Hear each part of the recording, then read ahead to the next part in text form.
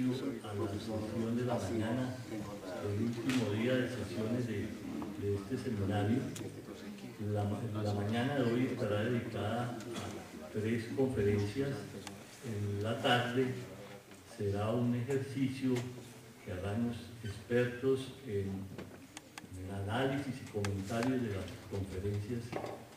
que se han presentado a lo largo de todo este evento.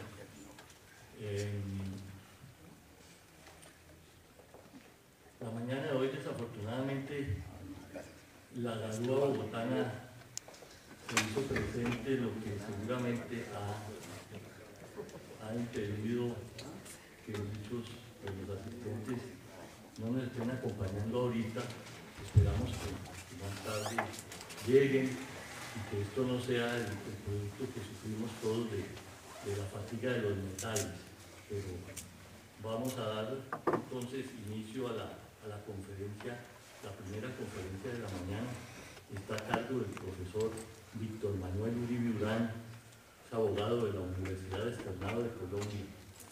y doctor en Historia de la Universidad de Pila. Se desempeña como profesor asociado del Departamento de Leyes de la Universidad Internacional de la Florida, en los Estados Unidos. Entre sus publicaciones podemos destacar Vidas honorables, abogados, familia, sociedad y política en Colombia 1780-1850. Naciones, gentes y territorios. Ensayos de historia e historiografía comparada en América Latina. Su intervención versará sobre la Constitución de Cádiz en la Nueva Granada, teoría y realidad, 1812-1921. Os dejo entonces con el profesor Víctor Manuel Uribe Urán. Buenos días. Yo les agradezco que hayan venido a escuchar al profesor Chust y al profesor Bonilla y que de pasada tengan la paciencia de escuchar al telonero del concierto que luego vamos a tener la oportunidad de disfrutar. Voy a tratar de ser breve porque yo también estoy muy interesado en escucharlos a ellos, de tal manera que ojalá me rinda el tiempo. Yo agradezco a Heraclio Bonilla, aunque ya suene un poco repetitivo, por la invitación a participar en este evento. Le agradezco también que me haya dado la oportunidad de reflexionar sobre este tema que me interesa mucho. Y agradezco a las entidades que han hecho posible mi participación, particularmente al Instituto Colombiano de Antropología e Historia, a la Universidad Nacional de Colombia y a la Fundación Gilberto Alzate Avendaño. Para mí siempre es un honor compartir un escenario como este con académicos también tan distinguidos como muchos de los que han venido a acompañarnos de distintos países. Yo acepté el reto que me presentó Heraclio de reflexionar sobre el impacto práctico de la Constitución de Cádiz en la Nueva Granada, porque como él me lo manifestó y lo manifestó al introducir este seminario, creo que tenemos información sobre su presencia formal, la presencia formal de la Constitución, pero todavía nos toca saber un poco más en torno a qué exactamente cambió en la Constitución de Cádiz. ¿Cuánto cambiaron las cosas? ¿Qué tan rápido cambiaron las cosas? ¿Y durante qué tiempo cambiaron las cosas? Entonces yo me di a la tarea de hacer algo que es fundamentalmente un ejercicio, si se quiere, historiográfico apoyado, por lo menos lateralmente, con consulta de algunos documentos primarios, pero que tiene tal vez el único mérito de haber hecho una lectura detenida de buena parte de la historiografía que hay sobre la Nueva Granada y de al menos alguna parte de la muy voluminosa historiografía que hoy en día hay sobre el resto de los países de la América Hispana. Yo no me puedo detener con detalle sobre la historiografía neogranadina, pero en el trabajo escrito, cuando haya la oportunidad de leerlo, ustedes encontrarán una discusión por lo menos breve de algunos de los trabajos que se han escrito al respecto, empezando por un trabajo que fue el primero del año 2001, escrito por uno de los participantes en este evento, el profesor Justo Cuño Bonito, quien en ese momento reflexionaba en torno al segundo momento de vigencia de la Constitución de Cádiz en la Nueva Granada, porque, como sabemos, hubo 2 momentos de vigencia, por lo menos, de la Constitución de Cádiz, no solo en la Nueva Granada, sino en otras regiones. Primero, el periodo de 1812 a 1814 y segundo, el periodo de 1820 a aproximadamente 1823, dependiendo del caso. Él reflexionaba sobre el segundo periodo de vigencia de la Constitución y yo discuto algunos de los aportes de ese trabajo, así como me detengo luego sobre otra serie de trabajos, unos más generales que tocan la Constitución de Cádiz en forma más bien marginal de pasada, pero que son trabajos muy importantes, y otros ya más especializados, particularmente el trabajo del profesor Jairo Gutiérrez Ramos, un historiador colombiano que ha escrito sobre la vigencia de la Constitución de Cádiz en el sur de la Nueva Granada, particularmente en la provincia de Pasto. Hay otra serie de obras que las voy a mencionar una vez que me dedique a hacer lo que quiero hacer, que es fundamentalmente discutir la parte más sustancial de la ponencia, que tiene que ver con tres temas. Porque decidí que para medir el impacto de la Constitución de Cádiz en la Nueva Granada, uno debe enfocarse en algún tipo de indicadores precisos, y creo que hay tres que vale la pena mencionar, no solo porque allí hubo una serie de actividades muy importantes a destacar, sino porque tienen también mucha significación desde el punto de vista de la historia política y de la historia social. Los tres indicadores o los tres aspectos o los tres procesos históricos en que yo decidí detenerme son, primero, procesos de elecciones para la formación de ayuntamientos constitucionales, que es uno de los temas sobre los que la historiografía en torno a Hispanoamérica ha avanzado más. El segundo de los temas es un tema que se conoce mucho menos, pero que es un tema sumamente importante y que tiene que ver con la ciudadanía para los afrodescendientes. Y el tercero de los temas es un tema también, me parece a mí, de gran importancia, que empieza a discutirse con más precisión, que es el tema de la exención del tributo para las comunidades indígenas. De nuevo, es a esos tres temas a los que me voy a referir particularmente, y voy a tratar de avanzar rápidamente sobre los dos primeros, el de elecciones y el de ciudadanía para afrocolombianos, para de pronto detenerme un poco más en el tema de la exención del tributo para las comunidades indígenas. Una primera cosa que me parece importante hacer, antes incluso de abordar esos tres temas, es hacer una precisión sobre lo que yo considero que es un contexto engañoso, que sirve normalmente de base para la discusión del impacto de la Constitución de Cádiz. Me refiero a que si uno sigue la cronología en torno a la llegada de la Constitución de Cádiz a Hispanoamérica, típicamente se encuentra con discusiones que arrancan a partir del momento en que obviamente la Constitución es conocida y es promulgada, es publicada y es jurada en distintos lugares. Comenzando por Puerto Rico en julio del 12, siguiendo con La Habana también en julio del 12,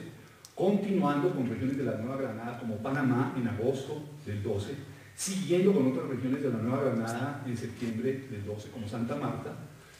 continuando con regiones de Centroamérica como Nicaragua, Salvador, México más adelante, más o menos en octubre del 12, y luego desarrollándose en otras áreas del territorio hispanoamericano, particularmente en Lima y en porciones del sur de la Nueva Granada, cosa que se está dando más o menos en noviembre de 1812 y de ahí hacia adelante, porque todavía en el año 13 hay regiones de la Nueva Granada, como la región de Pasto justamente, que están promulgando, publicando y jurando la Constitución. Eso sirve normalmente de base para seguir la pista entonces a qué sucede, digamos, en julio o a partir de julio en Puerto Rico, o qué sucede a partir de agosto en Panamá, o qué sucede a partir de septiembre en Santa Marta, etcétera, etcétera. Y yo digo que este es un contexto importante a tener en cuenta, porque evidentemente la cronología de lo que es la expansión de la mancha gaditana interesa,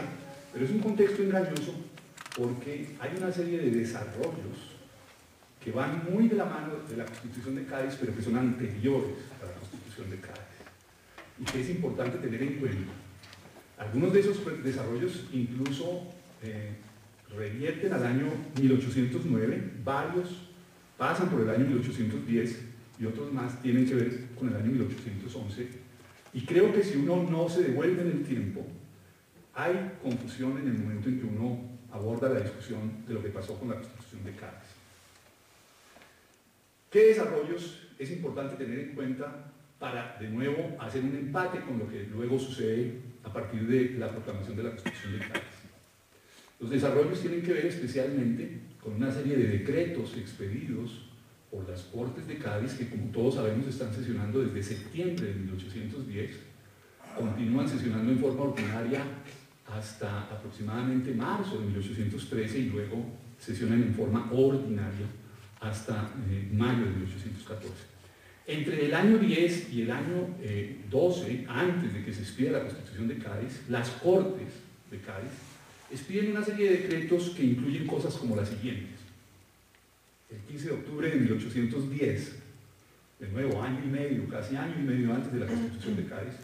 se expide un decreto sobre la igualdad de derechos entre españoles, europeos y ultramarinos. Esto anticipa una cláusula de la Constitución de Cádiz sobre igualdad entre distintas porciones de la monarquía. En noviembre de 1810, las Cortes expiden un decreto sobre libertad política de la imprenta, también anticipándose a otra cláusula de la Constitución de Cádiz. En enero de 1811, las Cortes expiden un decreto sobre la prohibición de vejámenes a los indios primitivos, de nuevo anticipando también más o casi un año en cláusulas de la Constitución de Cádiz, medio año por lo menos. Hay otro decreto importante de las Cortes que proviene de marzo de 1811, que es un decreto sobre exención del tributo a los indios y castas de toda la América. De nuevo, allí se está anticipando lo que la Constitución de Cádiz va a confirmar en torno a exención de tributos. Incluso este mismo decreto ya había sido expedido en marzo del año 10 por la regencia, es decir, antes incluso de que empezaran a sesionar las Cortes de Cádiz, ya la regencia había emitido un decreto eximiendo de tributos a los indios de Hispanoamérica. Hay otra serie de decretos, como la abolición de tortura y apremios en abril del 11, como, para solo citar uno más, la abolición de la pena de horca en enero del 12. Todo esto, de nuevo, antecede a la Constitución de Cádiz y es muy importante tenerlo en cuenta para poder seguirle las pistas, porque varias de estas medidas son de significación en la medida en que permiten entender la reacción de ciertos grupos sociales ante las reformas incluidas no solo en la Constitución de Cádiz, sino de nuevo en pronunciamientos anteriores a ellas. Y la reacción de los grupos populares, particularmente indígenas y afrodescendientes, es uno de los temas que permite medir el impacto práctico de la Constitución de Cádiz, de tal manera que hay que ligar estos desarrollos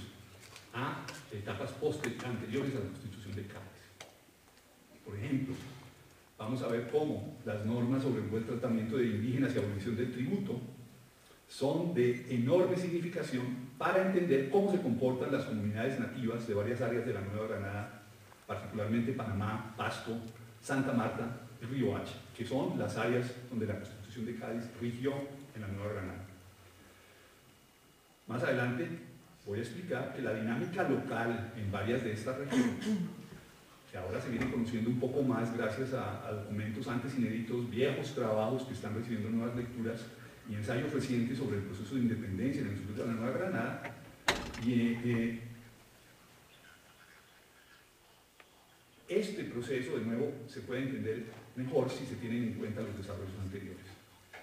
Permítame entrar entonces en el primero de los temas, que es el que tiene que ver con las elecciones. En torno a elecciones, ya por varias décadas hemos sabido que en distintos sitios donde se promulgó y juró la Constitución de Cádiz se verificaron procesos electorales de nivel local y regional. Ya se han mencionado en varias ponencias anteriores algunos de estos procesos que tienen que ver con elecciones para la formación de los llamados ayuntamientos constitucionales, que es la nueva denominación que se le da a los antiguos cabildos, procesos electorales para la formación de diputaciones provinciales y procesos electorales también para el envío de diputados a las Cortes. Hay una serie de trabajos muy importantes a tener en cuenta para entender varios de estos procesos y no me voy a detener sobre ellos, pero ustedes, algunos ya han mencionado los aportes de historiadores como Nettie y Benson, que desde la década del 50 y a lo largo del 60 escribió sobre estos temas con relación a las diputaciones provinciales, o los trabajos de Mario Rodríguez sobre Centroamérica, o los trabajos de Timo Tiana sobre tanto México como Perú, o los trabajos de Jorge Domínguez sobre Cuba, o los trabajos de François Guerra sobre la Nueva España, o los trabajos de Jaime Rodríguez, muy importantes, sobre particularmente la región de Quito, o los trabajos de Virginia Guerea sobre Nueva España, o de Marie Daniel de Melalbojí sobre Perú, o de Víctor Peralta Ruiz sobre Perú, o de Antonio Escobar sobre México, o de Juan Ortiz Escamilla y Richard Warren también sobre la Nueva España. Es decir, sobre esto hay una historiografía vasta, que es un acumulado muy importante a tener en cuenta. Creo que una cosa que he extrañado de algunas de nuestras discusiones es la falta de referencia a alguna historiografía importante, porque no estamos partiendo de cero en esto, estamos construyendo sobre lo que otra serie de importantes historiadores han trabajado. Muchos de estos trabajos, de nuevo, dan clara muestra de la importancia de algunos de estos procesos electorales en sitios tan diversos como vastas porciones de Centroamérica, Quito, Perú, la Nueva España, incluidas ciudades como Quito, Loja, Cuenca, Lima, Cusco, Guadalajara, Ciudad de México. También incluso sabemos recientemente acerca de procesos electorales en regiones de la Florida, como San Agustín, donde mi colega Matthew Miro ha hecho un trabajo que todavía está inédito y que demuestra que hubo también elecciones para la formación de ayuntamientos en San Agustín, Florida, y en Fernandina, Florida, otra región más al norte.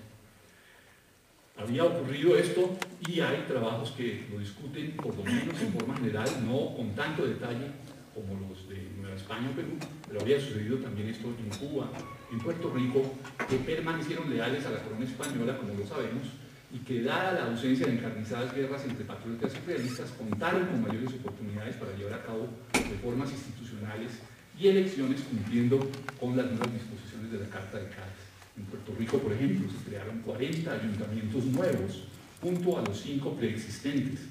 En La Habana hubo juntas preparatorias, se formaron 2 diputaciones provinciales en La Habana y Santiago, y se procedió a la formación de nuevos ayuntamientos. En tanto que en todas estas porciones que permanecieron realistas o en donde los procesos de independencia se dilataron, estoy hablando del Caribe, estoy hablando de México, estoy hablando de Centroamérica, estoy hablando del Perú, hubo regiones como la Nueva Granada en donde sucedieron cosas, si se quiere, intermedias a lo que estaba pasando en esas porciones y a lo que estaba pasando en otras sobre las que hemos oído aquí exposiciones, que son particularmente el Virreinato del Río de la Plata y la Capitanía General de Chile. Si se quiere, hay 3 tipos ideales, o 3, uno puede hablar de 3 tipologías en lo que tiene que ver con la implementación de la Constitución de Cádiz. La primera tiene que ver con las porciones realistas, estas que acabo de mencionar, Cuba, Puerto Rico, México, Centroamérica, Perú. Otra tiene que ver con el otro extremo, que es el de las porciones donde los procesos de independencia se profundizaron o se radicalizaron más rápidamente, como sería el caso del Río de la Plata y Chile, donde la Constitución no se promulgó, no se implementó, aunque hay trabajos recientes que hablan de una implementación por lo menos limitada en el norte del Río de la Plata, en Jujuy, en Salta, o en porciones de Perú como Valdivia, como Concepción, como Chiclayo. Pero lo cierto es que uno puede exagerar y decir que en esas regiones no se implementó. La Nueva Granada y Venezuela corresponden a un tipo intermedio, en donde la Constitución de Cádiz se implementó en algunos sitios y no se implementó en otros. Es decir, algunos sitios se comportaron a la manera de la Nueva España o de Perú, implementaron, fueron realistas. Otros se comportaron a la manera de Chile o del Río de la Plata, no la implementaron, no la observaron, no la promulgaron, no la publicaron, y al contrario, lo que hicieron fue dotarse de una constitucionalidad propia, porque particularmente en el caso de la Nueva Granada, un proceso importante a tener en cuenta es que se desarrolló un constitucionalismo provincial muy abundante, en donde hubo una serie de cartas que incluso antecedieron a la Constitución de Cádiz. En la Nueva Granada, en lo que tiene que ver con elecciones, sucedió que, según evidencia fragmentaria de la que se dispone, las hubo en sitios como Panamá, Santa Marta, Río Hacha y Pasto. Allí, parecido a lo que sucedió en Florida, en Centroamérica, en México, en Quito, en Lima, acogiendo las disposiciones de la Carta de Cádiz, parecen haberse organizado procesos electorales entre 1812 y 1814. Así lo ha establecido, por ejemplo, el trabajo muy importante del historiador Guillermo Sosa Abella, un activo participante del Instituto Colombiano de Antropología e Historia. Según Sosa Abella, en Panamá se hicieron celebraciones de media docena de juntas preparatorias, se levantaron padrones generales para designar diputados a las Cortes de Cádiz, se renovaron cabildos o ayuntamientos locales hasta donde fue posible, con lo que se generaron incluso una serie de tensiones entre estos cabildos y la audiencia, que era una audiencia de corte tradicional. Puede decirse que lo mismo sucedió en el río Hacha, aunque allí la información es todavía fragmentaria. En Santa Marta es presumible que también entre fines de septiembre del 12 y enero del 13, o a partir de marzo del 13, cuando se reanudó la observación de la Constitución de Cádiz, se celebraron elecciones. Sobre esto sabemos en forma indirecta a través de un trabajo viejo de un historiador, el profesor Restrepo Tirado, que habla de que el gobernador, una vez que se restituyó el rey Fernando VII al poder en mayo del 14, dijo que era una muy buena noticia porque así se iban a desterrar las instancias ruidosas que se habían sucedido recientemente sobre elecciones, de nuevo algo indicativo de que las elecciones habían ocurrido. Y él decía, el gobernador, que esas instancias turbatorias de la tranquilidad pública iban a cesar, lo que quiere decir que la Constitución de Cádiz y algunas de sus disposiciones fueron implementadas en Santa Marta, seguramente para disgusto de muchas de las élites locales, porque, como sabemos, varias de las disposiciones de Cádiz eliminaban los regidores perpetuos en los cabildos, ampliaban el electorado mediante la adición de una serie nueva de participantes en las elecciones, como los indígenas. Incluso en Panamá hay evidencia fragmentaria de que se sancionó la participación en elecciones de afrodescendientes.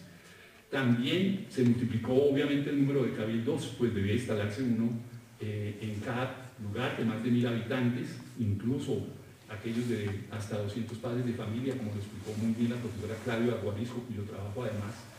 da una serie de tablas estadísticas sobre la proporción de representantes que debe haber, siguiendo las normas de Cádiz, en varios de los cabildos indígenas o ayuntamientos constitucionales que se están creando en regiones indígenas. En fin, lo cierto del caso es que estas elecciones se debieron verificar y generaron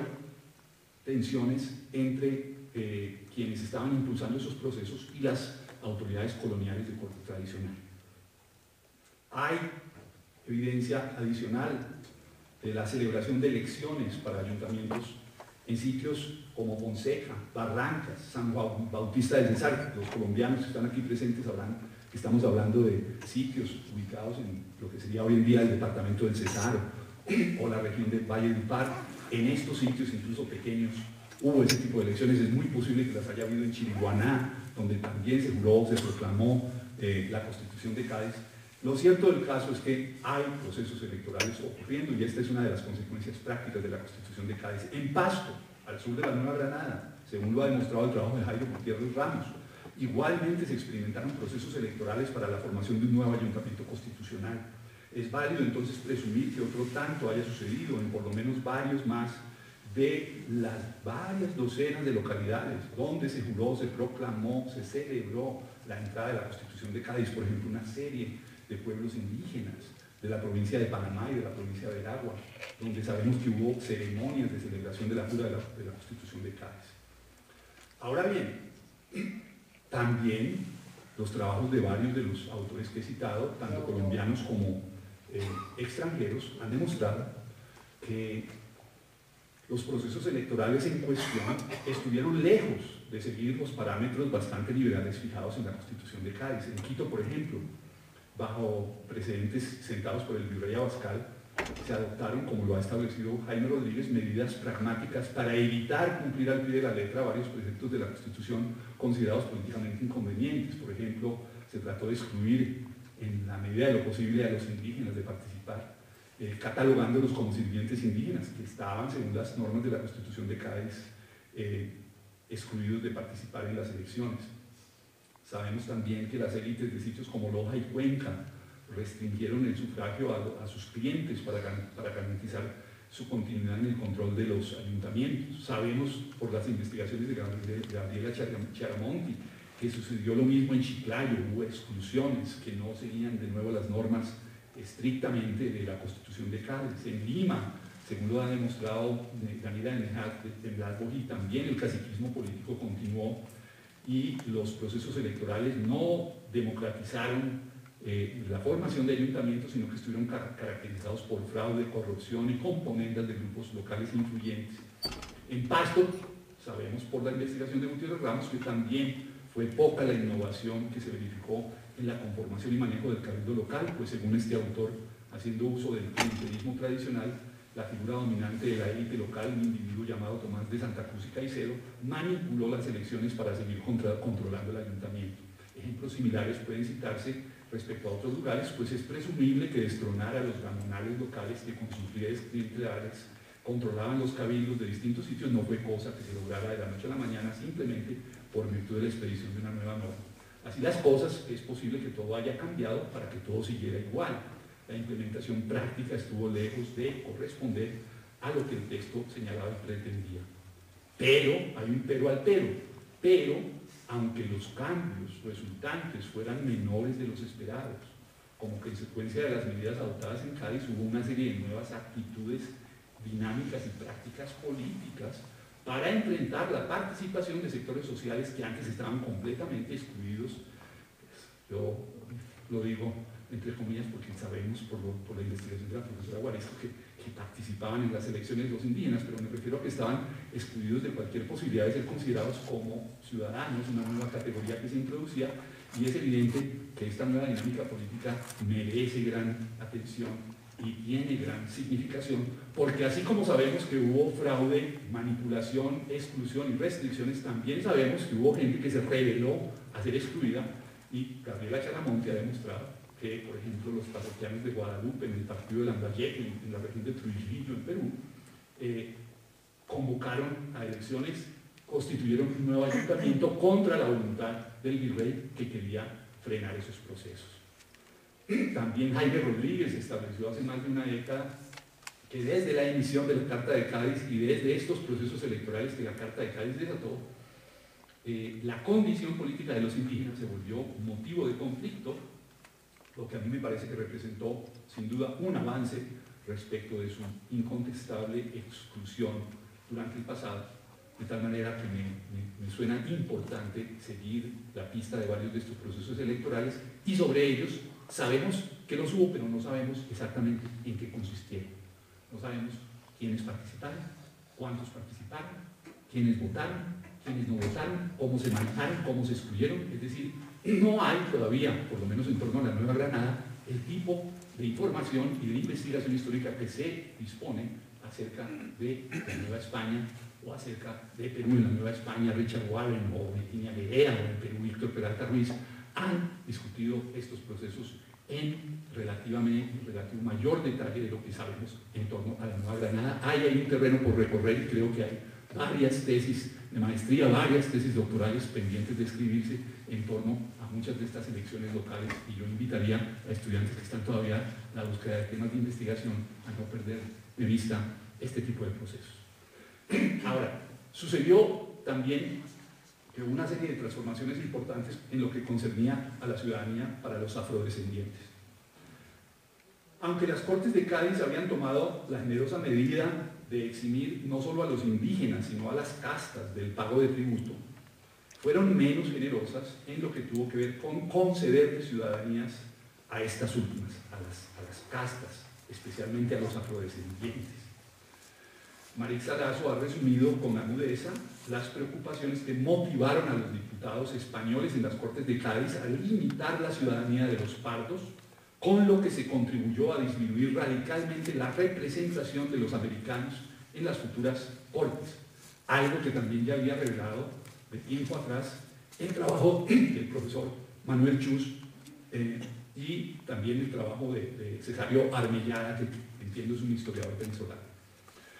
Conforme al artículo 22 de la Constitución de Cádiz, a diferencia de todos los demás españoles que por ambas líneas traen su origen de los dominios españoles en ambos hemisferios y están avecindados en cualquier pueblo de los mismos dominios, en lo que quedaban incluidos los indígenas, a diferencia de ellos, quienes en forma por lo menos teórica recibían automáticamente ciudadanía, sabemos que no fue así tampoco en el caso de los indios, porque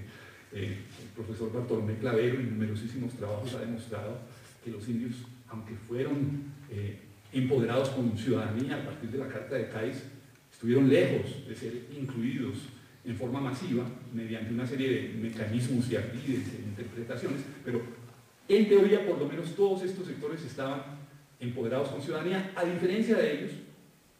a los afrodescendientes se les restringía el acceso a la ciudadanía y se les dejaba abierta la opción de demostrar que tenían virtud y merecimiento suficiente para optar por ciudadanía. La norma exigía que en respuesta a peticiones particulares al respecto se les concediera ciudadanía a los afrodescendientes libres directamente por las Cortes mediante cartas especiales, es decir, ellos no la obtenían de plano, sino que tenían que postularse y demostrar una serie de condiciones para poder acceder a ella. Las cartas de ciudadanía solo eran emitidas a condición de que esos peticionarios pardos demostraran, bien sea servicios calificados a la patria, o bien sea distinción derivada de, entre comillas, talento, aplicación y conducta. En ambos casos parece, por lo menos en el segundo es claro, que se imponían una serie de condiciones adicionales a los afrodescendientes. Primero, que los potenciales beneficiarios fueran hijos de legítimo matrimonio de padres ingenuos, o sea, libres, es decir, hijos de esclavos, si eran pardos, no podían acceder a la ciudadanía. Que estuvieran casados con una mujer ingenua o libre, es decir, tampoco permitían ser ciudadanos a quienes estuvieran casados con esclavos, que estuvieran avecindados en los dominios de España, esto no era extraordinario, pues eso sucedía con otros sectores, y finalmente que ejercieran alguna profesión, oficio o industria útil con un capital propio. Todo lo anterior quiere decir que la solicitud de ciudadanía y con ella el poder de obtener empleos municipales y elegir para ellos, estaba efectivamente restringida a un grupo relativamente reducido de afrodescendientes activamente realistas y de condición no precisamente humilde. Dentro del contexto político de la época, solo los del bando realista podían en efecto alegar haber brindado servicios calificados, véase militares o civiles, a la patria española o haber observado buena conducta. Fuera de esto, ya vemos, se les exigían otra serie de condiciones que, no obstante la frecuencia de los matrimonios al interior de varios grupos sociales, de seguro eran onerosas, como el legítimo nacimiento, el legítimo matrimonio y todavía más el hecho de que ninguno de sus ascendientes inmediatos pudiera ser esclavo, y por si esto no fuera poco, se les excluía si eran subordinados en cuanto a su trabajo u ocupación. Los pretendientes a ciudadanos tenían que vivir de ocupaciones independientemente cumplidas sobre la base de un patrimonio propio. De cualquier manera, tal vez debido a lo restringido de estas varias circunstancias, seguramente fueron pocos los que se postularon para recibir ciudadanía, pero hay evidencia de que se postularon. Hay evidencia de algunos pocos individuos, y también es el profesor Guillermo Sosa Ávila quien ha revelado esta evidencia. Él dice que se trató fundamentalmente de oficiales de milicia, de escribanos, de sacerdotes, de otros, entre comillas, virtuosos y merecedores miembros de los grupos afrodescendientes libres, que acudieron primero ante las autoridades locales, ante los nuevos ayuntamientos, ante los gobernadores, y luego ante las cortes mismas a solicitar cartas de ciudadanía. Otro tanto sucedió, Sosa Ávila se está refiriendo especialmente a la región de Panamá, otro tanto sucedió, lo sabemos, en la región de Santa Marta. El trabajo del historiador noruega Steinar Sæther ha revelado esto. Por ejemplo, allí se sabe que hubo peticiones específicas de individuos como el capitán mulato Narciso Vicente Crespo, antiguo escribiente del Tesoro Real, quien peleó al lado de los realistas, viniendo así a convertirse en uno de los más visibles defensores de la monarquía a nivel local. En mayo de 1813, informando en detalle acerca de las batallas en que había combatido a los rebeldes, él solicitó al gobernador local que, conforme a la nueva constitución, se le concediera ciudadanía en reconocimiento a sus múltiples servicios a las armas del rey. Su colega Tomás José Pacheco, mulato, propietario de al menos 5 esclavos y una casa en Santa Marta, hizo lo mismo en época similar. En varios sitios a lo largo del río Magdalena, él, Tomás José Pacheco, había combatido a los patriotas de Cartagena para mantener a Santa Marta al lado de la causa realista. Sobre esto, de nuevo, hay evidencia específica de que formularon peticiones. Otros individuos, como el capitán de milicias pardas realistas Manuel José Barranco, contaron con argumentos parecidos y es presumible que debieron hacer reclamaciones similares. Esto mismo debió suceder particularmente en otras regiones de la Nueva Granada, del norte de la Nueva Granada, Panamá, en particular Bastión del Realismo, donde se asentaba una considerable población afrocolombiana, lo mismo que en la provincia de Popayán. De nuevo, sobre esto no tenemos todavía la información y me parece que uno de los avances historiográficos hacia el futuro es seguirle la pista a lo que pasó con los afrodescendientes que estaban postulándose para ciudadanía. Ahora, es verdad que luego del trámite ante las autoridades locales que estos individuos emprendieron para seguramente verificar la veracidad de sus afirmaciones y reclamos, para el momento en que llegaron sus peticiones a España, ya Fernando VII había sido restablecido al trono, la Constitución había sido anulada y así se desvanecieron sus sueños de ciudadanía. Seguramente también, como lo mencioné antes, en Popayán, algunos afrodescendientes libres, que al igual que los esclavos de esa localidad, habían acudido a los llamados del gobernador local Miguel Tacón y se habían jugado su suerte a favor de la causa realista, vieron frustrados sus sueños de acceso a la ciudadanía. Pero esto no le quita importancia al proceso, porque parte de lo que está sucediendo es que hay nuevos argumentos,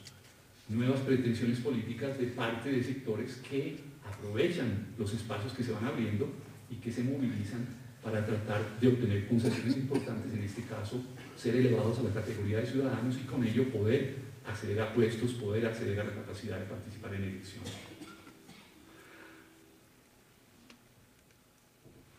Ahora, una cosa que complica este cuadro es que evidentemente en la Nueva Granada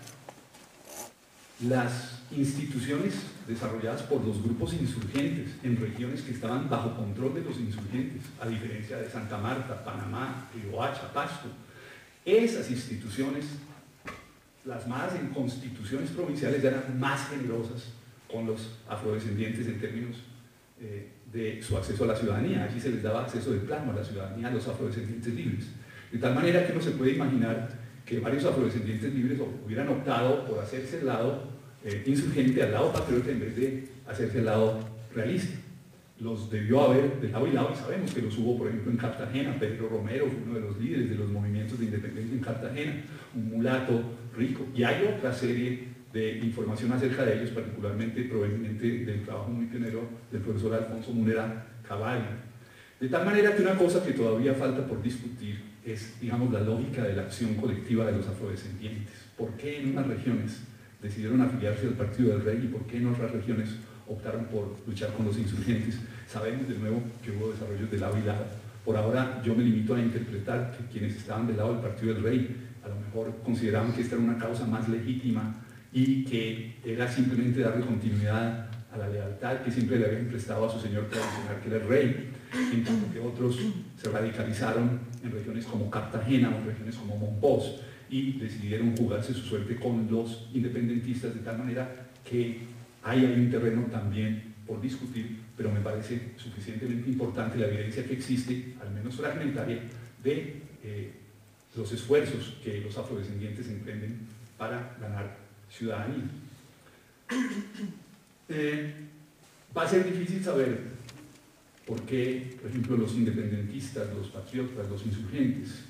se están mostrando más generosos con estos sectores, aunque sabemos que los diputados americanos a las Cortes de Cádiz todos favorecieron la ciudadanía para los pardos y lucharon a brazo partido con varios de los delegados peninsulares para convencerlos de que dieran ciudadanía a los pardos, pero evidentemente los españoles tenían conciencia clara, los peninsulares tenían conciencia clara de que si daban ciudadanía a los pardos, la representación de los americanos iba a ser excesiva en las Cortes y por eso había que restringirla al máximo. Ahora, el tercero de los temas, que me parece tal vez de los tres el más interesante, es el que tiene que ver con la exención del tributo para los indígenas. Una pregunta que le hice ayer a la profesora Claudio Guarisco, cuya respuesta me hace repensar algunas de las cosas que voy a decir, pero creo que continúan siendo válidas y de nuevo tengo que seguir estudiando este tema porque su respuesta, particularmente sobre la Nueva España, me desconcertó un poco y ya le voy a decir por qué me desconcertó.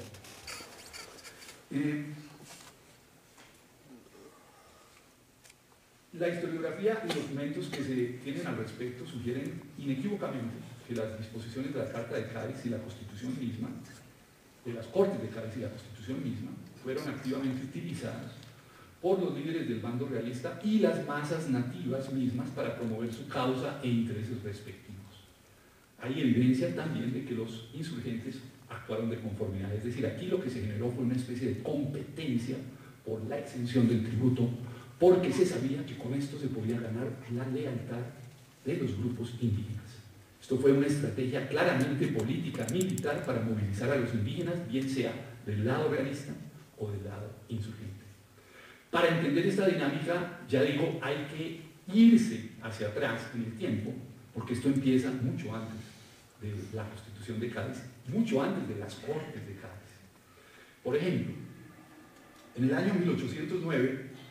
antes de nuevo de las reformas de Cádiz, un trabajo muy importante de una joven historiadora que está escribiendo sobre el realismo popular, la profesora Marcela Echeverri,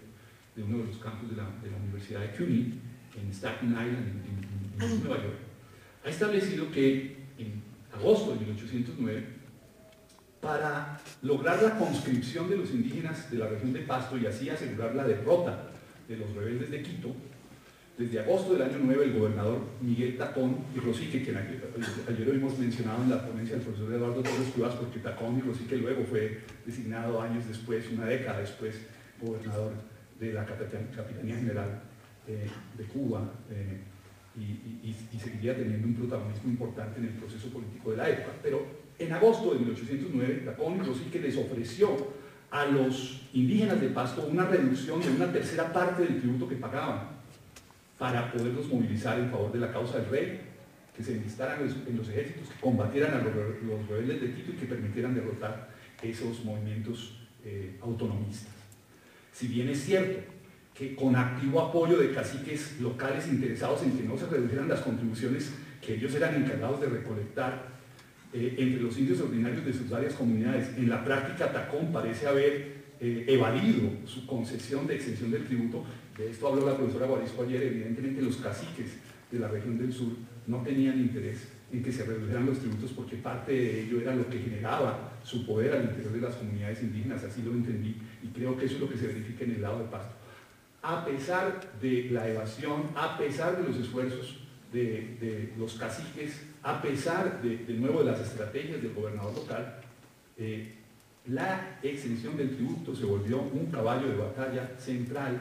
de las movilizaciones y de las pretensiones de las comunidades indígenas. Porque a partir de agosto de 1809 se desencadenó un proceso que uno le puede seguir la pista, yo hasta ahora se le he seguido muy fragmentariamente, y le muestra a uno que de lado y lado empezaron a darse normas similares a estas. Entonces, por ejemplo, en mayo de 1810, apenas un poco luego de las negociaciones entre el gobernador Tacón y los indígenas del sur de la Nueva Granada, seguramente para confirmar la validez de estos actos, la regencia, de nuevo aquí todavía no están las cortes, la regencia empezó a sesionar a partir de finales de enero del 10, cuando se disolvió la Junta Central. La regencia va a operar incluso durante las convocatorias a cortes y va a estar activa en las etapas iniciales de las cortes, pero la regencia, un decreto de la regencia de mayo del 10,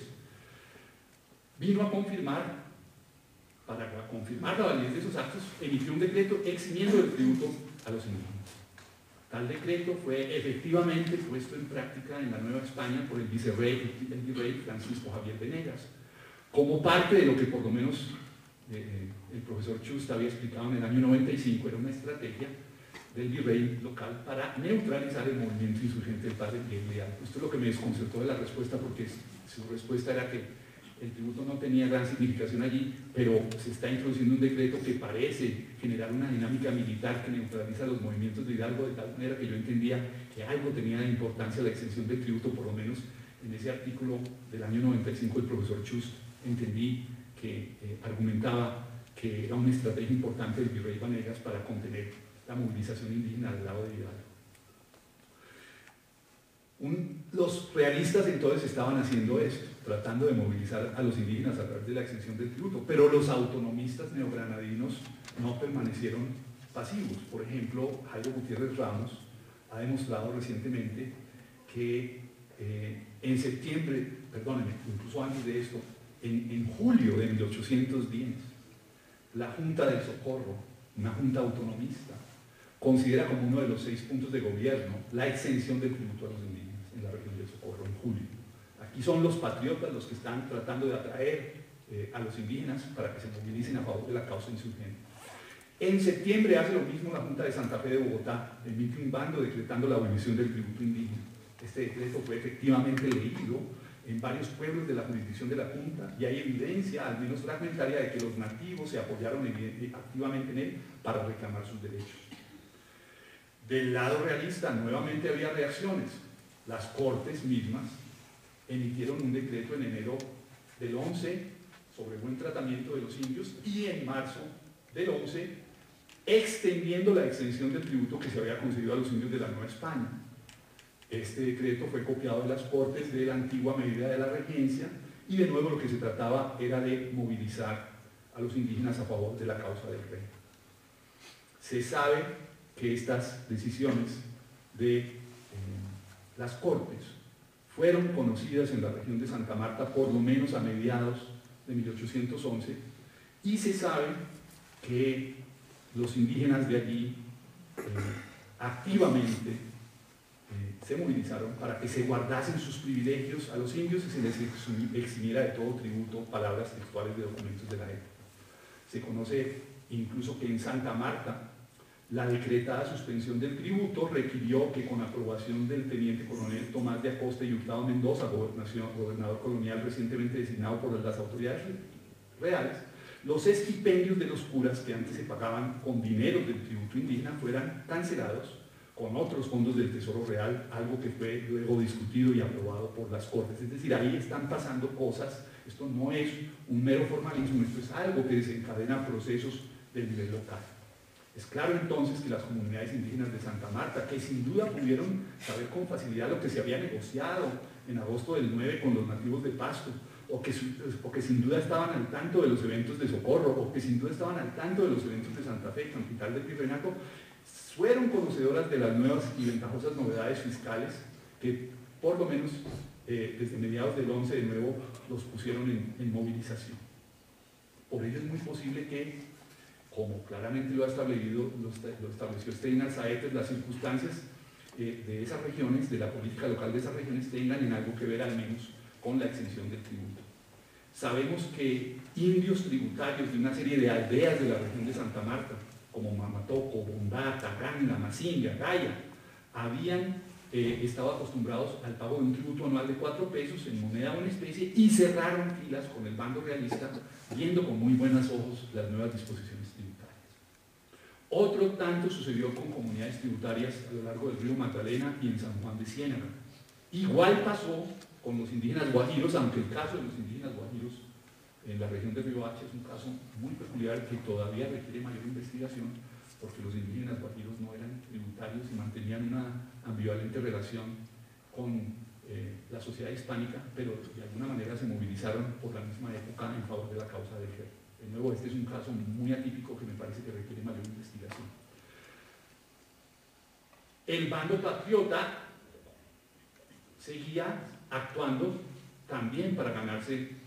el favor de los indígenas, y sabemos, por ejemplo, recientemente por un trabajo de Catalina Reyes, que en diciembre de 1811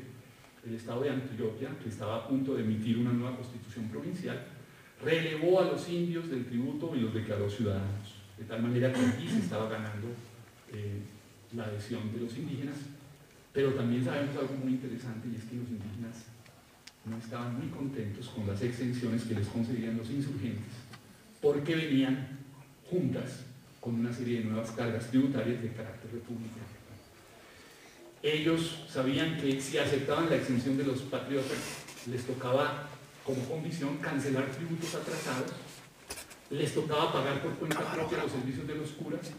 les tocaba renunciar a la parte no cultivada de los resguardos, y muchas de estas cosas no les sonaron, de tal manera que ellos dijeron: no nos interesa exactamente aceptar eso, nos contentaríamos más con volver a la situación del pasado. Lo cierto es que este es un proceso complejo, de ninguna manera es un proceso en que mecánicamente uno puede asegurar que una vez se les exime del tributo, los indios se vuelcan a apoyar aquel o este movimiento, es una cosa compleja sobre lo que la investigación historiográfica todavía no da suficientes luces. Los indios, lo cierto del caso es que demostraron gran pragmatismo y claridad política en distintas regiones de la Nueva Granada, desde Riohacha hasta Santa Marta, desde Riohacha y Santa Marta hasta Pasto. También sabemos que algo parecido sucedió en las sabanas de Tolú y el valle del río Sinú en el Bajo Magdalena. Un trabajo reciente del profesor Anthony McFarlane sobre la llamada Revolución de las Sabanas, que era un movimiento realista iniciado en septiembre de 1812 en las poblaciones de Sincelejo, San Juez, San Andrés y Chimú, del noroccidente colombiano, al sur de las provincias de Cartagena, de Santa Marta, que se extendió pronto a una serie de poblaciones vecinas como Lorica y Tolú.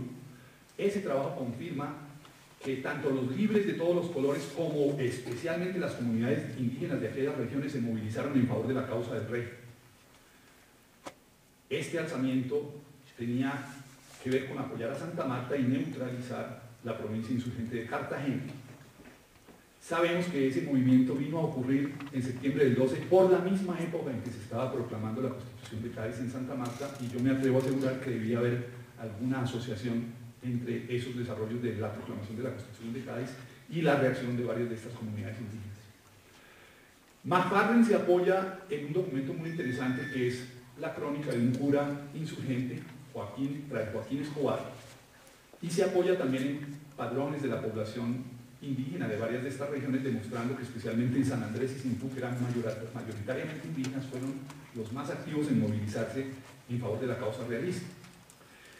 Él dice, McFarlane dice, que según el cura Escobar, a los indígenas los movilizaron por una serie de mentiras, colegas curas de él, a quienes él criticaba, y dice, les informaron que los insurgentes eran herejes, pues en vez de seguir la Constitución de Cádiz, seguían la de Cartagena, que decretaba, en palabras del cronista, que la fornicación no es pecado, que el bautismo no obliga hasta el uso de razón y que la confesión sacramental es una invención de los eclesiásticos para saber los pecados de sus penitentes. McFarlane dice que hay otra evidencia que indica que no solo era que estaban preocupados por temas religiosos, sino que tenían preocupación de que los insurgentes iban a interferir con sus privilegios de producir y traficar con aguardiente. McFarlane no lo señala, se pierde en la discusión del tema del tributo. Aunque él no lo señala, uno debe añadir que es altamente probable que, aparte de su fervor religioso o sus temores por perder sus derechos a traficar libremente con aguardiente, los nativos hubieran estado especialmente animados por su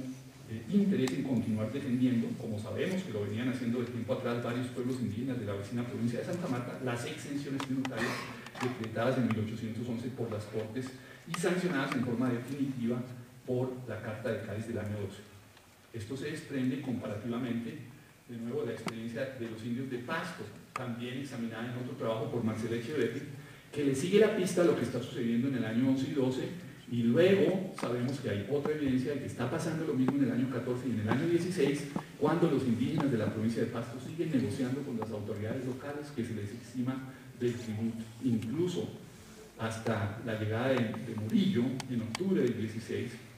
Los indígenas logran que el Cabildo de Pasto pida al general Murillo que les conceda la exención de por lo menos la mitad del tributo en reconocimiento a que han sido fidelísimos, han servido infinitamente, llegando aún a tomar las armas y perder la vida a muchos, y estoy citando un documento de la época. Claridad en cuanto a las oportunidades políticas, que igualmente, claridad en cuanto a las oportunidades políticas de las que están aprovechándose puede atribuirse a los nativos del norte de la Nueva Granada, a los de Tolú, a los del valle del río Sinú. Y es claro que la Constitución de Cádiz lo que viene a hacer es a sellar una situación que de tiempo atrás había generado ya unas dinámicas de movilización político-militar en distintas áreas, de tal manera que al hablar del impacto de la Constitución de Cádiz no podemos perder de vista esos desarrollos anteriores, porque básicamente estaríamos dejando dejando de lado una parte importante de la película. Ahora, nuevamente los peros.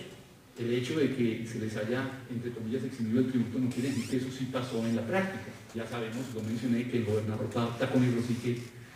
evadió la exención que él mismo había conseguido. Sabemos también por el trabajo de Federica Morelli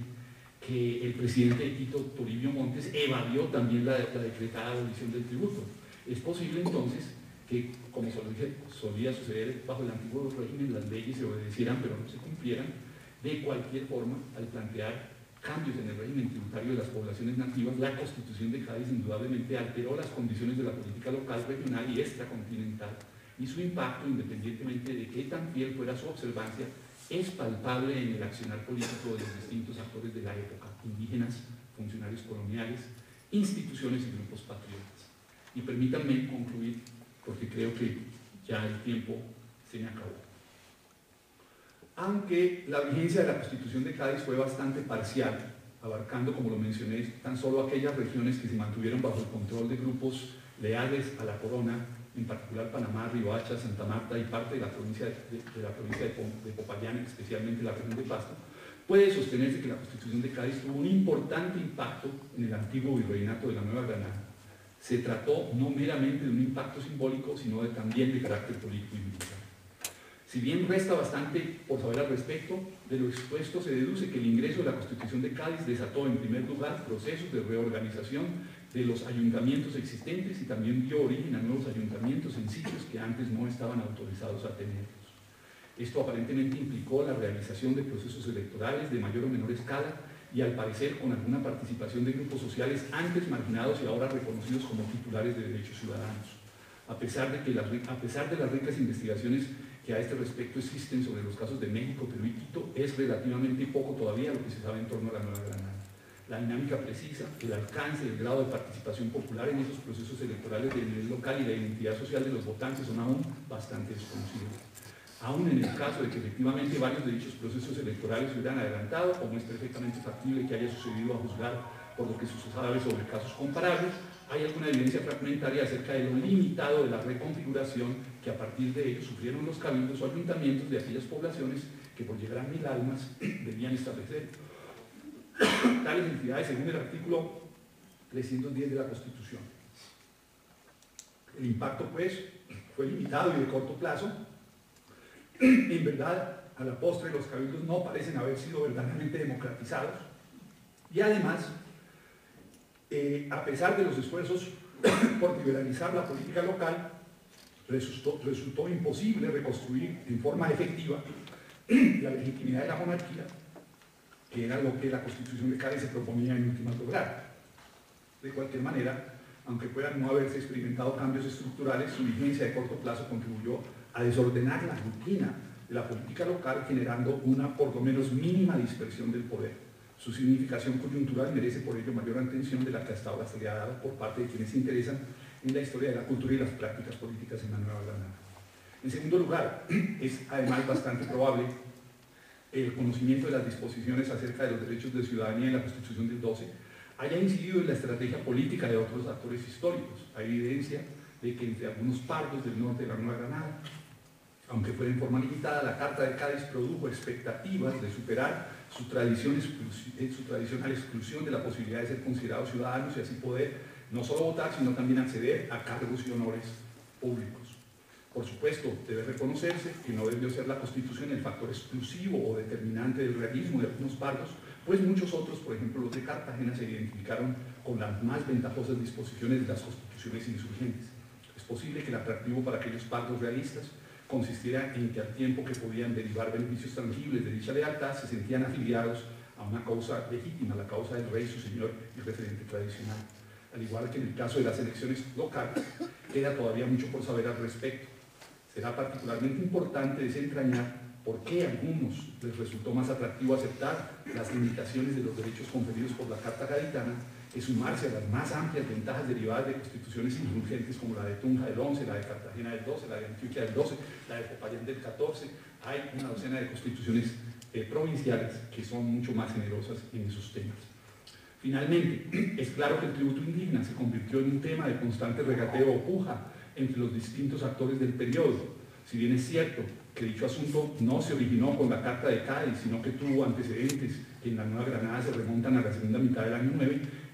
no es menos cierto que la Constitución de Cádiz representó la consolidación del proyecto de ganar para la monarquía reestructurada bajo principios liberales, la lealtad de los nuevos ciudadanos indígenas de las antiguas colonias, ahora porciones supuestamente integrantes de la monarquía con los mismos derechos de las porciones peninsulares. No hay duda de que esto no era una medida aislada, sino que formaba parte de un más amplio proyecto nacional, pero tampoco la hay de que la medida particular de relevar a los indígenas del tributo sellaría su disposición a respaldar a la corona y así permitiría restarle fuerza al bando patriota. Los indígenas de Santa Marta, del Bajo Magdalena y Pasto demostraron que las Cortes no estaban equivocadas, como tampoco lo había estado el gobernador de 1809 o el virrey de la Nueva España en 1810. Una vez más, la evidencia fragmentaria de que se dispone sugiere que en esta materia también la teoría difirió de la práctica, pues las exenciones tributarias fueron evadidas en distintas regiones, entre ellas Quito y también Pasto. Aún así, en el corto plazo, las alianzas que se lograron por aquella vía prolongaron la vida del Estado colonial y dificultaron la consolidación de la revolución, dando incluso margen a que prosperara la reconquista. En últimas, la significación práctica de la Constitución de Cádiz es que en general varió sustancialmente los términos de la negociación político-militar entre varios agentes históricos y con ello sus estrategias respectivas y la correlación de sus respectivas fuerzas. En el proceso, paradójicamente, contribuyó a erosionar a nivel local, regional y global la hegemonía colonial, pues no solo aumentó las expectativas de los realistas en materia de participación electoral, acceso a cargos municipales y a la ciudadanía y obtención de ventajas económicas, sino que directa o indirectamente ayudó también a incentivar respuestas del lado patriota. Apoyados en criterios republicanos y liberales más generosos que los gaditanos, los insurgentes superaron las posibilidades de participación electoral y las ofertas de ciudadanía derivadas del texto de Cádiz. En materia tributaria, tal vez las ventajas de Cádiz no fueron exactamente igualadas por los insurgentes, aunque la explicación detallada del porqué requeriría un trabajo separado que también está por escribirse. Muchísimas gracias.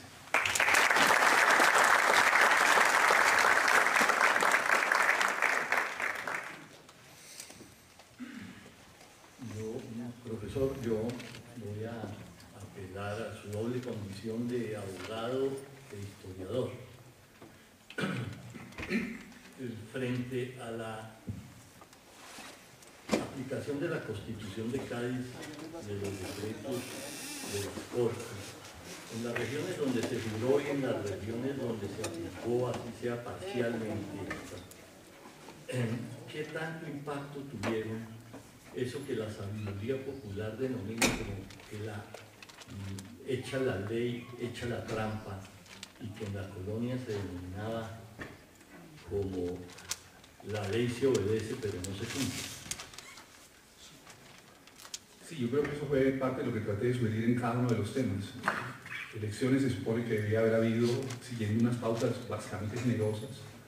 pero fueron manipuladas, echa la ley, echa la trampa. Ciudadanía para los afrocolombianos, se supone que debía haber habido,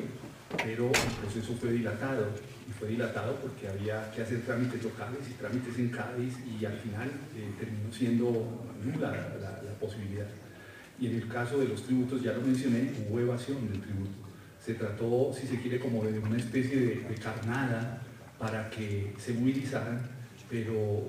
sabiendo que al final se les podía seguir cobrando mediante todo tipo de artimañas. Sabemos de nuevo que en la región de Pasto se hizo así, incluso no solo por artimañas de los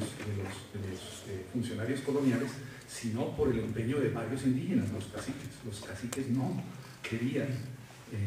que se les perdonara o se les rebajara el tributo, de tal manera que es una mezcla de echa la ley, echa la trampa, pero también es una mezcla de las circunstancias de la política local que pueden explicar que incluso quienes estaban llamados a beneficiarse de la medida, en teoría, se opusieran en el fondo a ella por cuestiones de interés. Preguntas para el profesor. Tenemos bastantes preguntas. Yo creo que vamos a hablar de unas 5 preguntas. Ustedes me perdonan.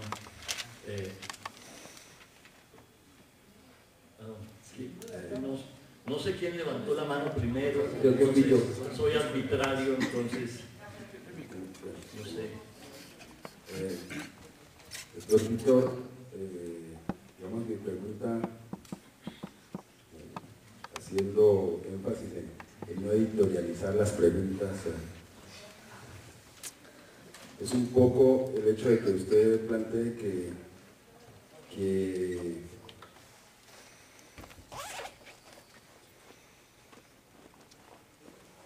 no fue realmente implementada la Constitución de Cádiz en las naciones americanas o los pueblos americanos. Yo lo que le quisiera preguntar es, ¿eso significa que no hubo en América en ese momento realmente naciones sino pueblos? Mira, yo creo que me entendiste mal, porque parte de lo que yo traté de sugerir es que sí fue implementada,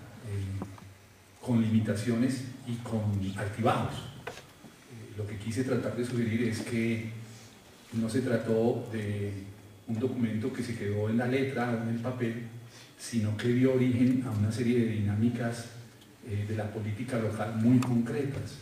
como la movilización indígena, como la movilización parda a favor de la causa del rey, o como respuestas del otro lado, del lado patriota, que generaron también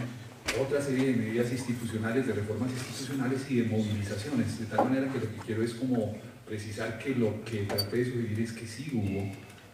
un impacto práctico muy importante. De nuevo,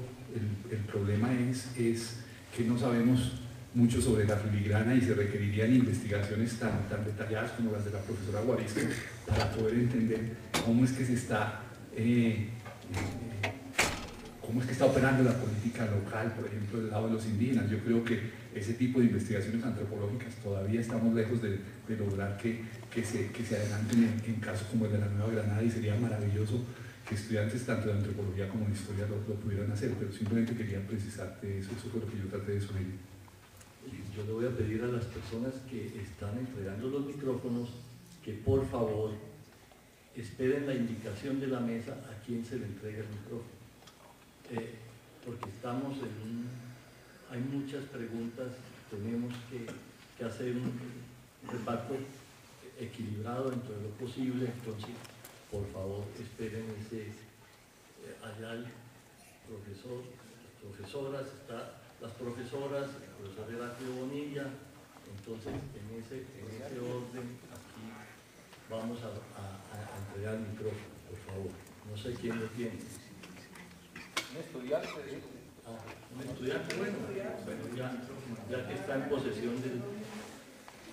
Bueno, primero que nada, buenos días. Mi pregunta va más hacia el concepto de ciudadano, ¿no? Entonces la pregunta es ¿cuál es el concepto de ciudadano para la época y cómo es interpretado en la Nueva Granada, ¿no? Si como un acceso más al orden de la política o a tener derechos, o si están interpretados en la traducción de los derechos del hombre del ciudadano en 1794 por Nariño, ¿cómo es interpretado más bien eso en Nueva Granada? Gracias. Mira, yo me limito a decirte con mucha brevedad que las consecuencias más inmediatas del derecho de ciudadanía eran la posibilidad de participar en procesos electorales y de ser elegido. Eso ya lo hacía un derecho sumamente amplio. Antes, de nuevo, no había posibilidad de que, por ejemplo, los indígenas participaran en la designación de autoridades reales o de autoridades de gobierno fuera de sus comunidades. En este caso, se llevaba a la condición de partícipes en esos procesos de elección, por ejemplo, de diputados a las Cortes. Eso es algo clave del derecho de ciudadanía. Ahora, la Constitución no tenía una carta de derechos y libertades, como hubo en otras constituciones, pero era claro que defendía el derecho de propiedad, que defendía el derecho de libertad de imprenta, que defendía una serie de garantías muy precisas, no la igualdad ante la ley, y todo eso era un atributo del que los ciudadanos podían participar. Los esclavos obviamente no, los esclavos estaban excluidos de derechos de ciudadanía. Los pardos no libres, los pardos que no llenaban las condiciones que yo mencioné también estaban excluidos de esos derechos, de tal manera que me limito a decirte que tenía un impacto muy práctico y muy importante. Luego los derechos de ciudadanía evolucionarían. Este es un momento todavía, si se quiere, de derechos de primera generación, lo que se llamarían derechos de primera generación. No estamos hablando de derechos económicos y sociales o derechos culturales o cosas de esa naturaleza, esos serían desarrollos posteriores, incluso tan recientes como el año 91, pero estamos hablando de unos derechos básicos importantes, en especial de carácter político y de carácter civil. Entonces, por ejemplo, temas que tenían que ver con también garantías en materia de debido proceso, de no ser arrestado sin seguir unos procedimientos de ley, etcétera, etcétera. Hay una serie de consecuencias prácticas muy efectivas. Profesor Bonilla. Buenos días. Muchas gracias. He leído con enorme placer el texto tuyo, Víctor, por cierto lo he escuchado también. Y había mucho que comentar, pero por razones de tiempo voy a limitarme solamente a un par de cuestiones. La primera es muy breve y tiene que ver con los esclavos. Uno se pregunta si en el trade-off entre ser ciudadano y libre versus la seguridad material de la casa y la comida, prefiero lo primero. Y desafortunadamente no tenemos evidencias para efectivamente juzgar de manera concluyente que esa era la situación, ¿verdad? Todas las investigaciones hechas sobre esclavos en Brasil y ahora también iniciadas en el caso de la Gran Colombia, creo que matizan efectivamente el entusiasmo que los esclavos podrían haber tenido por su libertad. Esto suena como una afirmación políticamente correcta, pero como hace mucho tiempo no adscribo a este tipo de consideraciones, lo anuncio. De manera que quiero comentar la segunda parte sobre el asunto del tributo, y para colocarnos en el contexto de la Gran Colombia o de la Nueva Granada, es la demora, ¿no? La demora y más la ñapa, que es el famoso requinto. Es una pena que no exista una historia política, social y económica del tributo. Lo que tenemos son efectivamente visiones fiscales, que son importantes, pero son claramente insuficientes, porque si existiera, uno podría plantearse cuestiones como las siguientes. Hagamos un ejercicio ex post. A diferencia de los otros países andinos, una vez alcanzada la independencia, la antigua demora fue cancelada,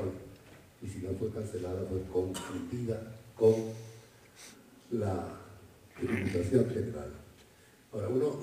pudiera decir, siguiendo el argumento tuyo, que Santander lo hizo porque efectivamente quería, a través de esa generosidad, consolidar su gobierno y su autoridad. Pero el hecho es que, al parecer, la población tributaria era pequeñísima. Y tengo la sospecha que los esfuerzos por cobrar la demora no eran tan coherentes con los rendimientos. De tal manera que, contrariamente a la prédica liberal, mantuvieron, como sabes muy bien, los monopolios, ¿verdad? Los monopolios que eran mucho más importantes que el tributo.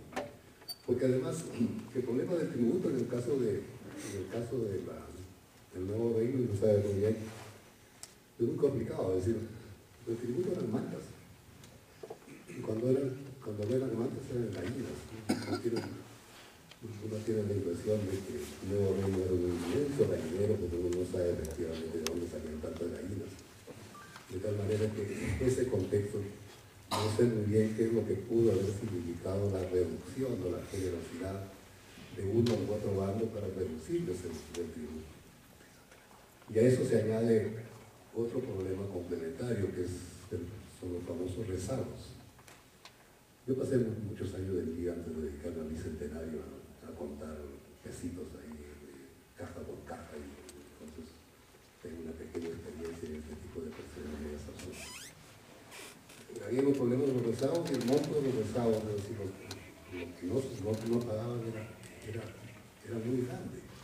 De tal modo que si la estrategia era ganar la confianza de la población nativa, lo mejor hubiera sido simple y llanamente exonerarlos del pago de los rezagos, ¿verdad? Entonces, esas son las dudas, pero en todo caso, escuchándote y escuchando leyendo y escuchando la exposición de Claudia, efectivamente, esa vieja idea que fue lo burra que se reinventó y luego Tristan Bach anda predicando a quienes quieren escucharlo de que hay una reciprocidad en medio de la desigualdad, tierra del tributo no es, al parecer, completamente correcto, se opusieron. Y en el caso del Perú, en varias regiones, en solo anuncio que aparecían los registradores, se pusieron con las armas y los sacaron a tiros. Entonces me gustaría escuchar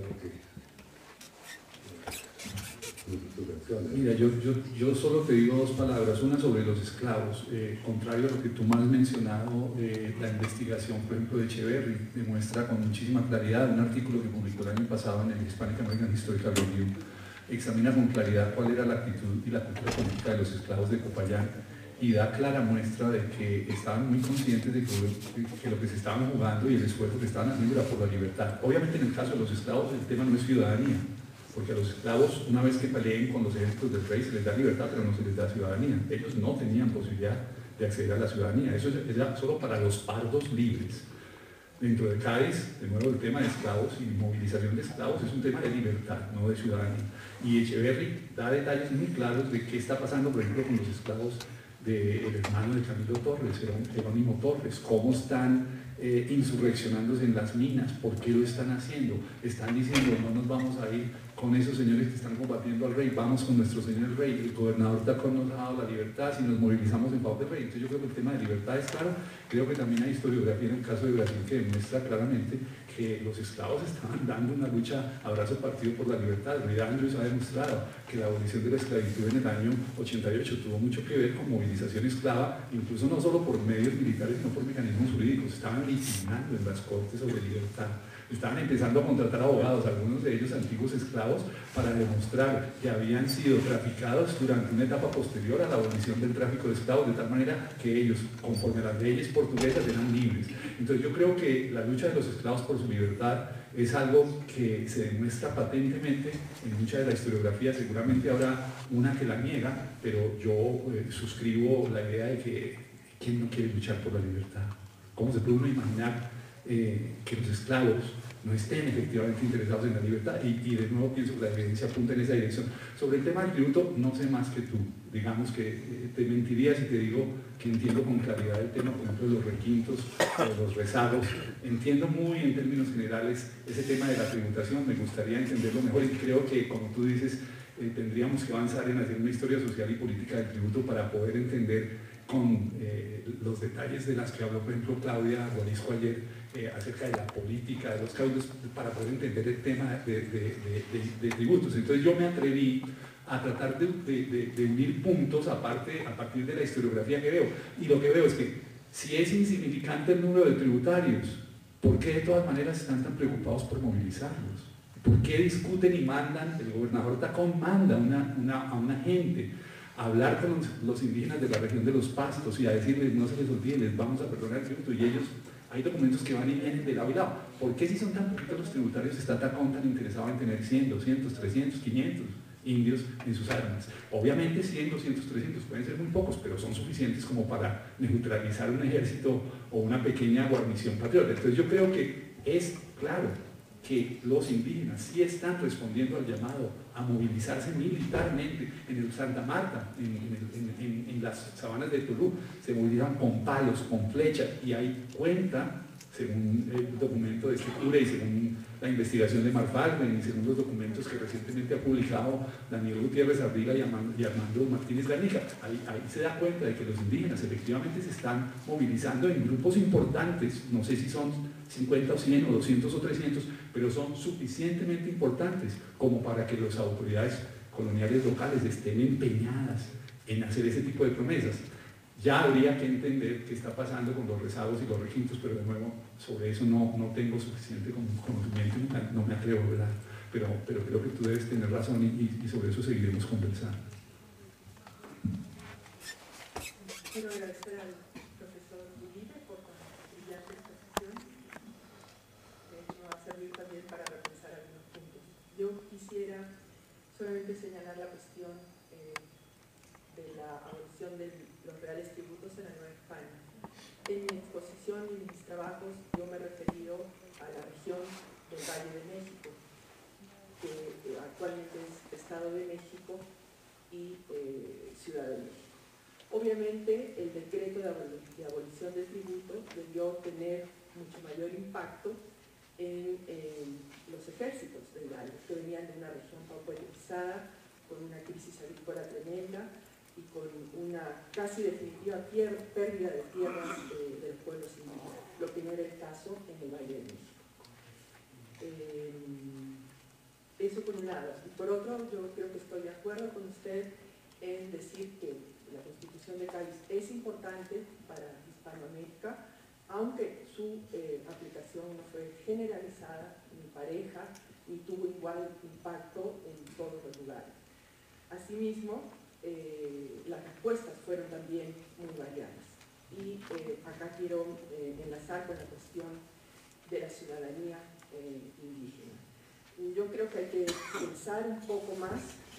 y esto lo digo por mí porque no tengo muy claro qué es la ciudadanía en esa época. Sobre todo cuando hay respuestas por parte de los indígenas que por un lado sí aceptan o están encantados con la cuestión de la igualdad legal, la igualdad de españoles e indios, pero por otro lado la niegan. Y usted mencionó la cuestión de los derechos parroquiales. Ese es un punto fundamental de negativa de la ciudadanía entre la población indígena. ¿Por qué? Porque a lo largo de la colonia habían tenido unas tasas mucho más bajas que los mestizos y que los españoles en el pago de misas, entierros, no sé, en todos los servicios que proveía el clero local, en las funciones religiosas, que son de esencial importancia para la vida indígena. Y cuando llega la ciudadanía, viene también la igualdad fiscal, y ellos no quieren ser igual a los españoles por esta homologación de los derechos parroquiales, ¿no? Entonces, por eso yo creo que es bien importante este evento, es una revolución, y creo que hay que seguir reflexionando sobre estos temas. Eso era solamente. Muchas gracias. Yo no voy a responder porque primero me aclara mucho el comentario sobre la parte regional y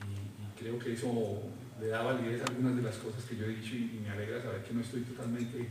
equivocado en esa materia. Y sobre el tema de la ciudadanía y de las nociones de igualdad y de la conveniencia de la igualdad y demás, ojalá sigamos conversando. Yo estoy tratando de ser muy breve por cuestiones del tiempo y quisiera de pronto dar paso a otro par de comentarios que no voy a responder porque creo que el tiempo se me acabó para responder, pero sí me gustaría por lo menos que algunas partes de personas del público hicieran los comentarios para darle paso a lo que todos venimos a oír, que es al profesor Manuel Chussi y al profesor Heraclio Bonilla.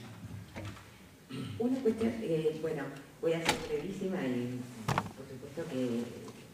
surgen muchas inquietudes a partir de tu trabajo y tu exposición. Me gustaría sobre todo abonar esta cuestión de la importancia de, digamos, de las expectativas depositadas en torno a la población afrodescendiente, en torno a las libertades y su incidencia en la lógica de acción colectiva y diríamos, en innovaciones institucionales que tienen que ver con espacios donde justamente no se aplicó Cádiz, pero que la resonancia de Cádiz, más allá de Cádiz, parece, diríamos, dirigir la lógica de estas acciones e innovaciones. Una de ellas, obviamente, tiene que ver con el virreinato, digamos, el viejo virreinato del Río de la Plata, y de trabajos, sobre todo de Silvia Mayo, en donde trabajó desde fines del siglo XVIII, digamos, acrecentamiento de las concepciones en torno a la valoración de la libertad civil por parte de esclavos a partir, digamos, de la compra de la libertad desde fines del siglo XVIII y cómo eso se solidifica durante la Revolución. Y la otra cuestión es tener en cuenta los decretos, no solo del Río de la Plata, de la Asamblea del 13, sino de los mismos de Chile, de 1811, de la libertad de vientres y de la prohibición de la trata de esclavos. Porque justamente esa innovación que se toma a fines del año 11 tiene que ver fundamentalmente con la iniciativa que tienen los grupos patriotas o autonómicos en crear una base militar para ese emprendimiento autonómico y que justamente, por lo menos los testimonios de la época y la evidencia que hay evidencia acumulada de cómo la población esclava se entusiasmó frente a eso y termina formando el batallón de los regimientos de la patria. Como lo dije, no comento, pero me parece muy importante. Muchas gracias. Yo quería al principio felicitar al profesor Uribe. Realmente su exposición es magistral, erudita, entre otras nos deja una gran inquietud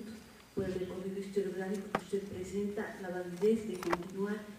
desde nuestra labor de docentes de historia en Colombia y impulsar este tipo de temáticas. Sin embargo, yo tenía una pregunta que no es necesario que la responda, pero dentro de esta pequeña intervención que yo quería hacer, a mí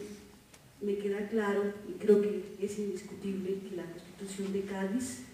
está encaminada a legislar en las Américas una realidad profundamente mestiza, indígena y negra. Para el caso de América y de nuestra Colombia, que sigue hasta hoy siendo negra, mestiza e indígena, yo me pregunto si ese espíritu legislativo de Cádiz no prosigue dentro de nuestra historia en esas dos constituciones históricas para el siglo XIX, la de 1860, 61, si no estoy mal, de Río Negro, profundamente federalista, liberal, radical, no persiste ahí, y si no persiste en esta, es que es posible que persiste ese mismo espíritu dentro de esa Constitución de 1886, profundamente conservadora, centralista, católica. Muchas gracias.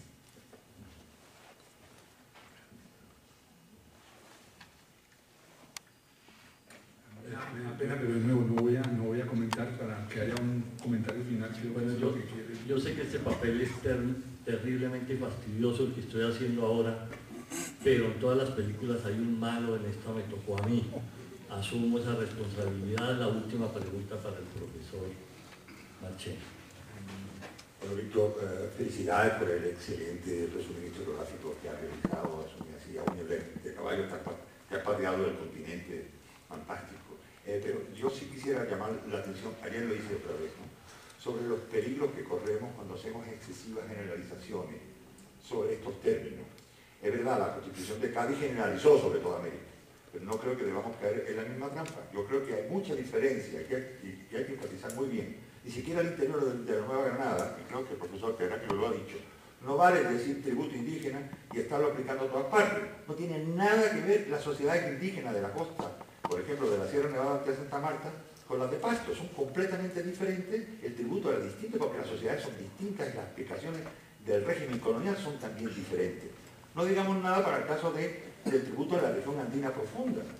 Ya en Ecuador ya es diferente, el actual Ecuador ya es diferente de lo que era en la Sierra Central, de lo que era en el altiplano, de lo que era en Chalca. Es decir, tributo indígena es un concepto, pero la aplicación, el funcionamiento, el manejo del tributo indígena es diferente. Igual sucede cuando hablamos de la Nueva España, no es lo mismo, la profesora lo acaba de decir ahora, ella trabaja en el Valle Central, eso no tiene nada que ver, tan indígenas son también los apaches y también son de Nueva España,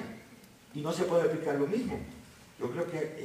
hay que matizar muy bien, me encanta el llamamiento que has hecho a los archivos, me paso la vida insistiendo, esto se soluciona con mucha fuente primaria, esto se soluciona yendo a los archivos, esto y sobre todo se soluciona con personas del lugar que conocen muy bien las idiosincrasias regionales, son los mejores y las mejores para poder leer esa documentación menuda. Me temo que hasta que no seamos capaces de levantar desde abajo, no podemos construir mucho desde arriba. No sé si está de acuerdo conmigo. 100% con el profesor Marchena, ¿cómo puede uno estar en desacuerdo?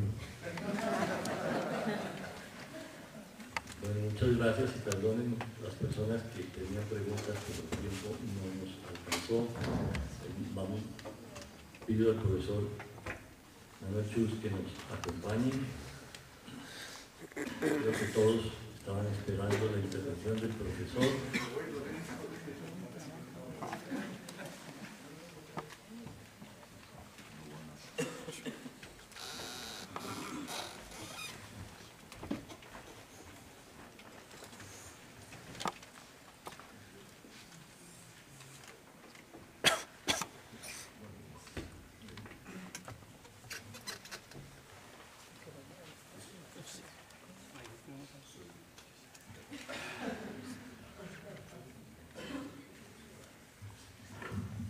Presentar al profesor Chus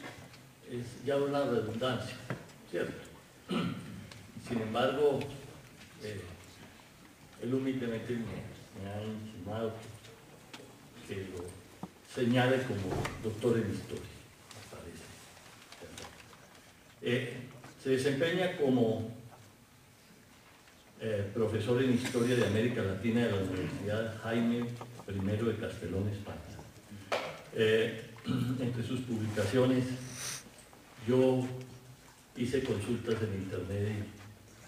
y de verdad varios pantallazos y no terminaba. Entonces yo voy a simplemente anotarles dos de ellas escogidas al azar: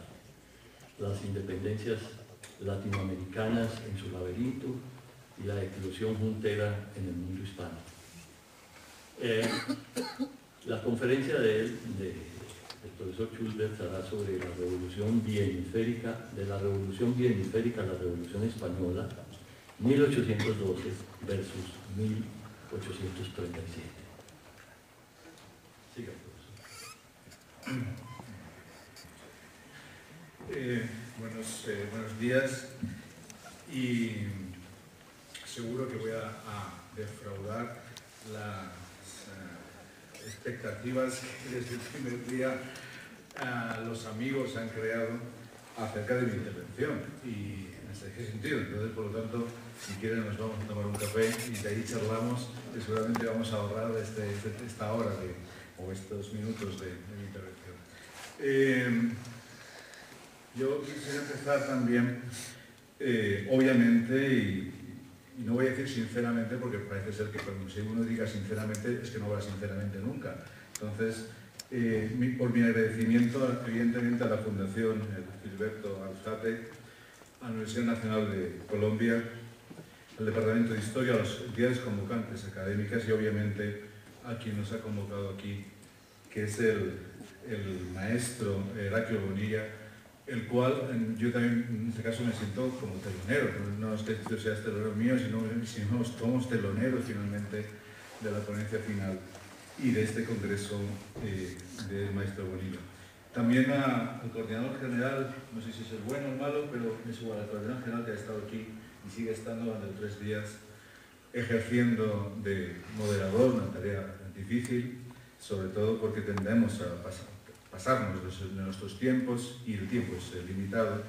en cualquier evento. Y por último, a los jóvenes historiadores, licenciados, egresados de la maestría, alumnos de Heraclio Bonilla, conociéndolos no solamente en las tareas de organización de este congreso, sino platicando con ellos, pues se da cuenta uno de la envergadura de esta universidad y más bien de esta maestría del profesor Bonilla y de la calidad humana de todos ellos. Voy a dejar algunos: Camilo, Marco, Camila, Luis, etc. Y evidentemente de todos ustedes, por pensar que en este congreso, que tienen mucha razón, es interesante, yo creo que también, y que lo que tengo que decir, pues a lo mejor reviste de alguna importancia. Voy a empezar, no sé, si defraudando un poco a mi comentarista de esta tarde, que tengo el lujo de ser el profesor Georges Launay, porque si bien excepcionalmente para este congreso he podido cumplir en los tiempos más o menos adecuados con la entrega del texto, no es habitual en mí, por lo tanto, en ese sentido, aquí tengo que reconocerlo. También soy partidario de lo que Pilar, en uno de muchos aspectos que relató en su dilatada trayectoria, planteaba como que las interpretaciones históricas están en construcción. Yo creo que en general todas las interpretaciones históricas están en construcción. Con esto no quiero decir que a los tesinandos de esas tesis doctorales, maestría, quieren decir que nunca van a terminar, no me estoy refiriendo a eso, sino que ese conocimiento y esta plasmación histórica siempre está en construcción. Y lo que me pasa a mí cuando hay congresos, obviamente intervenciones más que sugerentes, que me sugieren antes de entrar al tema y a la ponencia, que creo que disciplinadamente obedecí a la propuesta del doctor Bonilla, de prolongarme más allá del 12 y llegar al 37, parece un tema más que interesante y seguramente oportuno para ver una fase y una evolución de la cuestión del 12 en su culminación en el 37. Sí que me he llevado algunas reflexiones estos 2 días de congreso, las cuales voy a intentar trasladarlas lo más rápidamente posible. Son, creo que 6, pero son cortas, más o menos. En primer lugar, yo creo que hay que hacer no sé si es conveniente, una reflexión historiográfica. Yo, que no era muy partidario de esas cuestiones, me parece que llevo los últimos 10 años haciendo esas cuestiones. Y una reflexión historiográfica, obviamente, sobre las Cortes de Cádiz y la Constitución de 1812, claramente.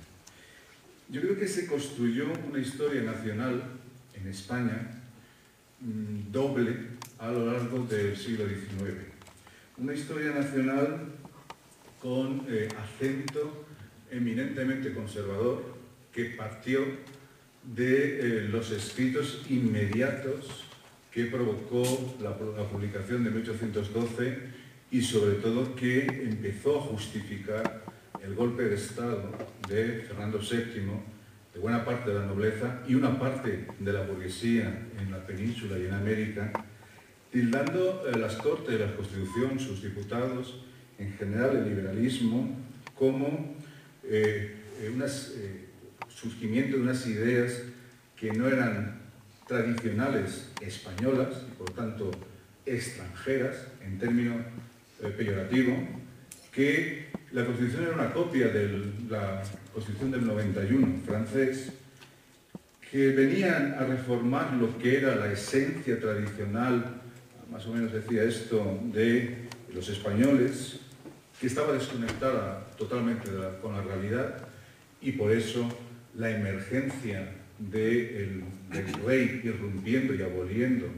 una serie de decretos y normativas que no eran nacionales, que fue una constitución muy larga, poco dúctil, y que en definitiva estos diputados eran unos cuantos locos que se reunieron en Cádiz, que elaboraron por sí mismos, con una serie de ideas extranjerizantes, afrancesadas e incluso anglosajonas en el sentido de protestantes, una serie de artículos que eso no se correspondía con la verdadera esencia de los españoles. En los años 50-60 del siglo XIX empezó a mitificarse por sectores del liberalismo más progresista, casi democrático, lo que fue la Constitución de 1812 y evidentemente las Cortes de Cádiz. Era una lectura también de historia nacional, no de vertiente conservadora barra clerical, no me refiero ni religiosa ni eclesiástica, me refiero conservadora clerical, en donde se rescataba ya casi como mito el primer origen del constitucionalismo español, el primer origen del parlamentarismo español. Se rescataron diputados que empezaron a colocarse en el pedestal de padres de la patria, se empezaron a rescatar textos de Agustín Argüelles, García Herreros, incluso algunos textos que no eran necesariamente peninsulares, y sobre todo se centró esta visión de la Constitución y de los decretos de Cádiz como una lucha contra el despotismo. Esa línea de continuación, paradójicamente, también fue asumida a finales del siglo XIX y principios del XX por sectores políticos que además no pasaban por ser monárquicos, sino que estaban creciendo ya en una propuesta republicana. La cuestión es que se estableció una línea de continuación, que la lucha por la democracia en España era una lucha contra la corona, que además tenía una vertiente dinástica similar. Borbón era Fernando VII, Borbón era Alfonso XII, Borbón era Alfonso XIII, finales del siglo XIX, hasta la Segunda República en 1931. Y por lo tanto, la Constitución del 12 empezó a conocerse en círculos republicanos como una constitución que luchaba contra el despotismo y especialmente contra el golpismo de los Borbones, que además esto empezaba a calar muy hondo porque, como se sabe, la dictadura de Primo de Rivera tenía una forma de Estado monárquica. Es decir, Alfonso XIII abrió su espacio y entonces asumió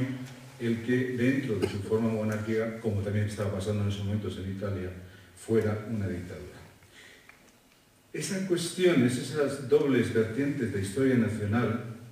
una conservadora clerical, otra liberal democrática y laica, que no anticlerical necesariamente, entroncaron en el siglo XX y me saltó